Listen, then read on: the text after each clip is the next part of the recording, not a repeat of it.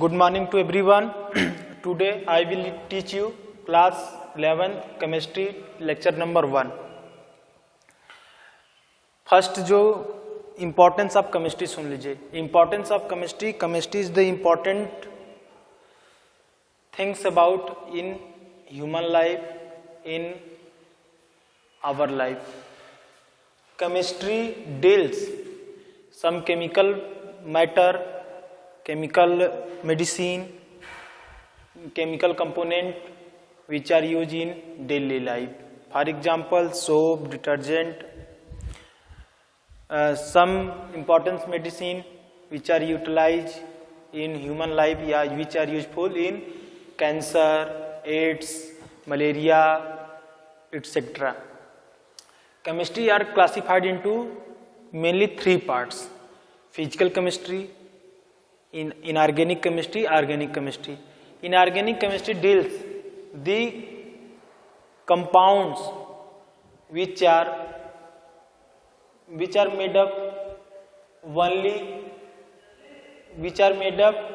in which carbon is not included. Organic chemistry, it involves the study of carbon and its component. Organic chemistry deals the compounds, organic compounds which are involved carbon and its components. Physical chemistry deals the basic composition of organic and inorganic compound. Our topic is matter. Our universe is made up matter. Matters, for example, air, dust, tree, wood, house, buildings, apartment, vehicles, etc. जितने भी आपको universe में जो कुछ भी दिखाई देते हैं वो मैटर्स से, किसी न किसी मैटर्स से बने होते हैं. मैटर, पहला है मैटर होता क्या है. What is matter? Matter it is defined as anything that occupies space and possesses mass is called matter. Matter, all objects which have mass and occupies space is called matter. It is defined as anything that occupies space and possesses mass is called matter. For example, wood, table, bricks, stones, marble, etc. Mass and weight. There are 2 components of matter. Matter is made up tiny or small particles which are negligible. Matter is made up small or tiny particles. The properties of particle are continuously move. There are space between 2 particles. Particles are continuously moving, etc. अब अगर हम बात करें, matter have 2 basic component, mass and weight. There are a lot of confusion between mass and weight. Mass, जैसे आप समझिए ये चाक है, इसकी जो क्वांटिटी होगी, क्वांटिटी ऑफ पार्टिकुलर कंपोनेंट या पार्टिकुलर पार्टिकल्स इज कॉल्ड मास. ध्यान से समझिएगा, चाक को देखिए. द क्वांटिटी ऑफ चाक या the quantity of particular particles in chalk is called mass. Weight, any object through upper direction या falls downward direction. Any object through upper direction और falls downward direction, it falls on earth. Why any object falls on earth? There is a force which are attract any object by earth. It's called gravitational force.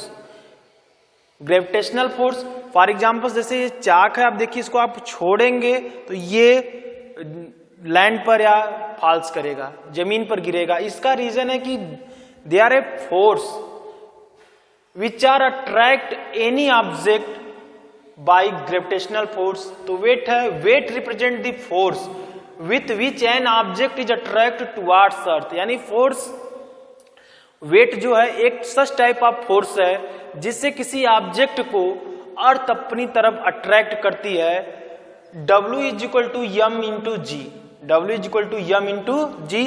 m mass of object, यानी किसी भी object को आप ऊपर से नीचे false करेंगे, गिराएंगे, किसी ऑब्जेक्ट को आप नीचे से ऊपर फेंकेंगे तो वो उसका कुछ न कुछ पार्टिकुलर क्वांटिटी होगी, उस क्वांटिटी को मास, ये mass of object, unit of mass kilogram, gram etcetera.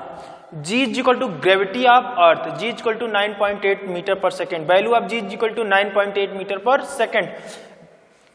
किसी भी ऑब्जेक्ट का मास है वो ऑलवेज फिक्स्ड होता है, m ऑलवेज कांस्टेंट। अब कांस्टेंट आप समझ रहे होंगे, कांस्टेंट का मतलब होता है कि जो बदलता ना हो।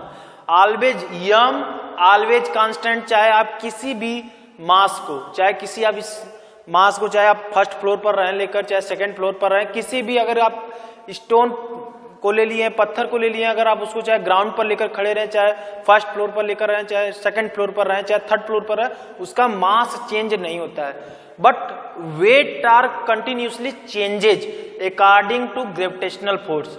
अकॉर्डिंग टू ग्रेविटेशनल फोर्स, यानी ग्रेविटेशनल फोर्स के अकॉर्डिंग जो होता है वेट चेंज होता है। जहां पर ग्रेविटेशनल फोर्स मैक्सिमम होगा वहां पर उस ऑब्जेक्ट का वेट मैक्सिमम होगा, जहां पर ग्रेविटेशनल फोर्स कम होगा ऑब्जेक्ट का जो वेट होगा वो कम होगा। For examples, the gravitational force on the moon is equal to 1/4 of gravitational force of earth. The gravitational force of moon is equal to 1/4 of gravitational force of earth, यानी जो gravitational force moon apply करता है किसी object पर, वह gravitational force अर्थ के gravitational force का 1/4 होता है। तो यानी आप किसी भी ऑब्जेक्ट को अगर मून पर लेकर जाएंगे तो वह वहां पर अर्थ के कंपेयर में वहां पर वो लाइटली आप फील करेंगे। जैसे आप किसी ऑब्जेक्ट को अर्थ पर उसका वेट कुछ और होगा, और जैसे ही आप अगर उसको मून पर लेकर जाएंगे या किसी अनदर प्लैनेट्स पर लेकर जाएंगे तो वहां पर प्लैनेट्स पर डिफरेंट ग्रेविटेशनल फोर्स होता है,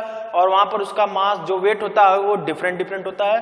तो W is proportional to G, that means if G increase W is also increase, if G is decrease W is also decrease. Unit of W newton, dyne etcetera ये होता है।